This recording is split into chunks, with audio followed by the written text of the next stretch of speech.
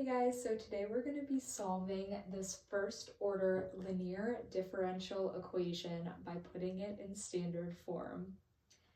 So I know that sounds like a lot and something that might be a little bit scary, but guys, these are the steps to follow.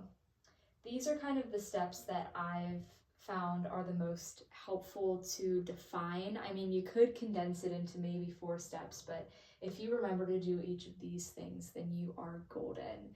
So just a little bit of a refresher. This equation is first order because we are including the first derivative of y. So it is first order.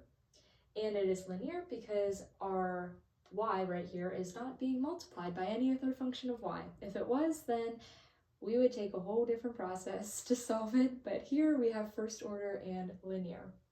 So in a little bit more detail, standard form, it's going to be our derivative dy dx plus p of x times y equals some function of x that we're going to call q of x. These are the standard variables that you're going to be using, and here I just wrote it as dy dx plus something y equals some function of x, or some number, or x, or whatever. The only thing that I want to point out very heavily here is, remember guys, whatever is in here, we don't want any y's in front of the y. We would be multiplying y by a function of y, therefore it wouldn't be linear, and we couldn't solve it this way, so if that's their big red flag.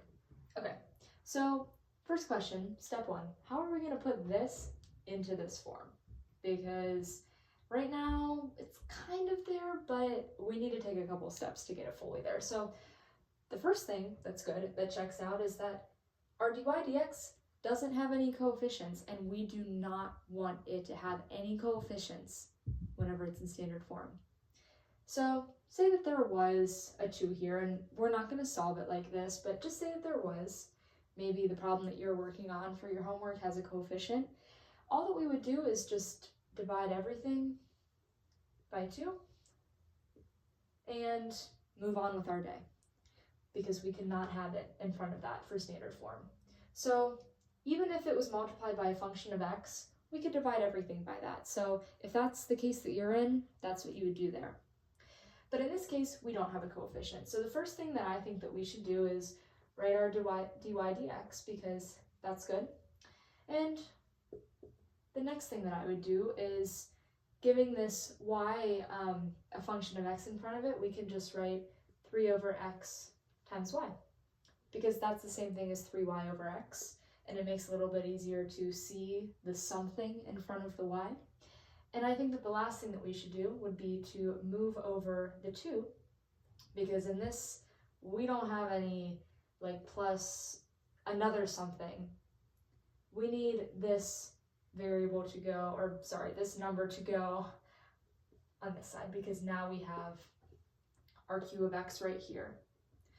The reason why we don't want to have this 2 on this side is because whenever we go to define our p of x and our q of x, we are going to be defining our p of x as this.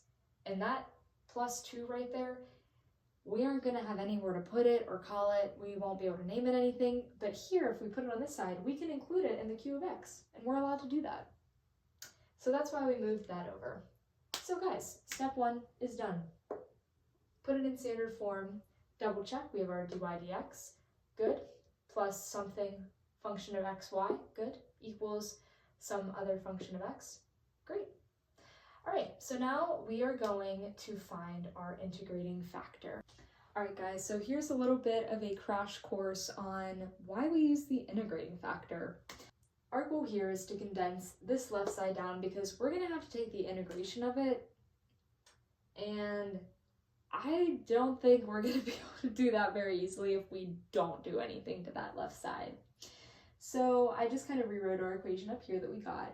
So our goal is to condense it down into something that is more easy to work with, basically. So if you guys remember the product rule from Calc 1 and Calc 2, that's what we're going to be utilizing to manipulate this equation and make it a lot easier to work with. So for example, remember the product rule. If we were to take the derivative of xy, remember it would be xy prime plus yx prime. So how are we going to do this? How are we going to turn this left side into something that looks like this? Because we can see that we already have two of the things that we need. We have our y and we have our y prime. So how can we multiply through? And in this case, if you were to really sit at your desk and really try to figure it out, you probably could without using the much easier way, but I'm going to show you guys the easier way to do it so you're not just thinking about what exactly we're going to multiply this whole side by to make it easier to condense, because there's a very easy way to figure it out, and I'm going to show you guys. So our mu of x is going to be equal to e to the integration of px, and px is 3 over x, which also equals e to the integration of 3x negative 1 dx. So we're just kind of ignoring the e for now and integrating the top. So we know that we can bring out the 3 and do the integration of x to the negative 1, and we know that e will keep that. The integration of x to the negative 1 is the natural log of x, and we know that from log rules we can cancel this out if we bring the coefficient and set it as the exponent. So this is just going to equal x cubed, and we do not have to do plus c yet because we're doing plus c later. So this is our mu of x. This is not the answer to the problem, but that is what we are going to multiply this whole equation by, and it's going to go into the form that we want it to go in, and I'll show you guys that. Okay, so we are going to distribute that x cubed into the whole equation, so we're going to have x cubed dy dx plus x cubed 3x times y equals x cubed 3x minus 2. So we are just concerned with the left side right now. We will worry about the right side later. That's going to be kind of towards the end. So just focusing on this left side, let's cancel some stuff out real quick and just simplify it so we can see what we wanted. Plus, and we know that if we're multiplying x cubed by x, that bottom x will cancel out and we'll get x squared times 3 times y. And we can simplify that further. Dx plus 3x squared y. Are you guys seeing what I'm seeing? Because that looks exactly like what we wanted. How in the world did that work? It's gonna work every time, guys. But I still am like, that's so awesome. Okay, so here's what I'm seeing. We know that our derivative of this, again, will give us our x y prime plus y x prime. So let's take a look, because that's exactly what's right here. Guys, it's the same thing, and let me show you. We know that our y is right here, okay?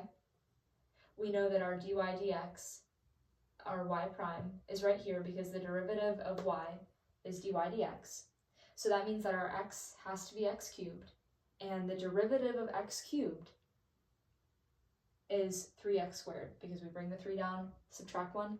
This is in the expanded product rule, and so that means that we can condense it. If we can condense this into this, then we can condense this into x times y. And if we define this as our x and this is our y, we can condense it into this times this and take the derivative of it. If we write this like that, it equals this in the purple, because we know that this equals that. So guys, now we have a much more condensed side. We can write it as d dx times x cubed y instead of writing it as this, and it gets even better. So just to refresh back on our steps, we found the integrating factor. we multiplied through, we defined our variables, and now this is why we're integrating both sides, because we are on step 5 now. And we need to get rid of this d dx. So here we go. So we know that this will cancel out, okay, because the derivative and the integration are opposites. And then now we can just write this as x cubed y, because these two things are gone, is equal to the integration of x cubed, 3x minus 2. So now what we can do is kind of ignore this side just for now and simplify this side a little bit. We can multiply through by x cubed. And this is a easy peasy little integration. We don't have to do any u sub. We don't have to do anything crazy like that, because we just have two things that we can easily integrate. And so that's going to be 3x to the 5th divided by the exponent minus 2x to the 4th divided by the exponent plus c. Don't forget the plus c, guys. That will also give you the wrong answer. We didn't use the plus c before, but remember, guys, we have to use it now. And the reason why we didn't add the plus c on this side is because it's arbitrary. So if we add it on this side and on this side, and they're two different constants, the remainder will end up on either side. So you only have to add it on one. So that's going to be equal to our x cubed y. Just bring that down. And now all that we have to do is just isolate y. So we had x cubed on this side, so I'm just dividing the whole thing by x cubed. Oh, geez.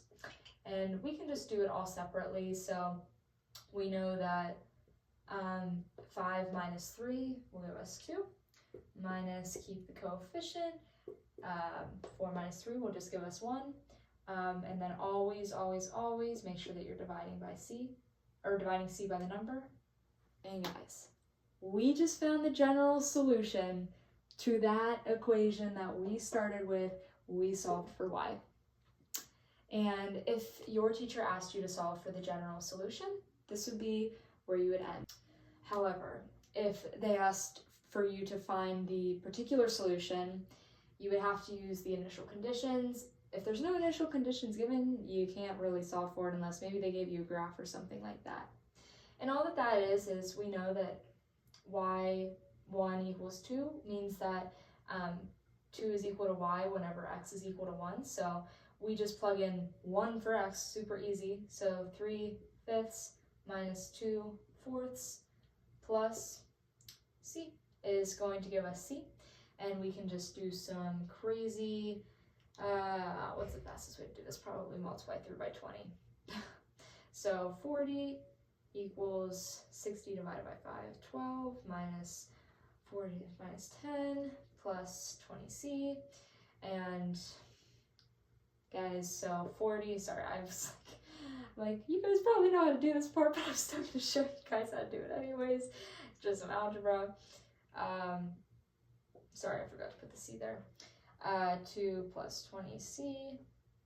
I actually made up these initial conditions, so it's not going to give us a super pretty number, but so then 38 equals 20c. So we're just going to say that c equals 38 over 20, because that's still a number. That's fine. We don't have to pull out our calculators. That's fine. You can reduce it, whatever. But say that you do solve for c. This is a good example. If you solve for c and you're getting like a natural log or something like that, and you get a really messy number, you can just keep it like that, because if you plug it back in, chances are it might like cancel out with something else. So you can just leave it like this. This isn't really going to cancel out, but our particular solution then would be that. And whatever, if you enter that in your calculator, whatever that equals, that is our final answer. That is our particular solution using the initial conditions. And that is how you solve a first order linear differential equation, by putting it in standard form. And I hope that helped. So if you guys need any further review on this specific thing, like maybe you're thinking, how would we solve a problem if there was a coefficient here in the beginning? Or how would we solve the problem if we did have to do u substitution? We can do it. So just leave it in the comments and I'd be happy to go over that. And that's all for this video. So good luck with everything and good luck with the semester.